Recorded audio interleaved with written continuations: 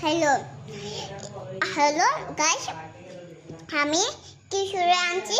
কিশোরী মন্দির থেকে আনে, তারপরে কাটি, তারপরে খাই, ভিডিও বানাচ্ছি।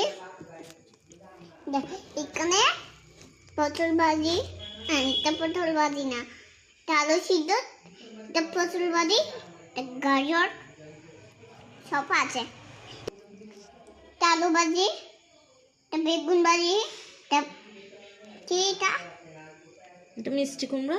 মিষ্টি কুমড়া, হ্যাঁ এগুলো খিচুড়ি, হ্যাঁ তারপরে খিচুড়ি ক্যাফেটিটা দারুণ চটনি। এগুলা কাটছি। Bye bye.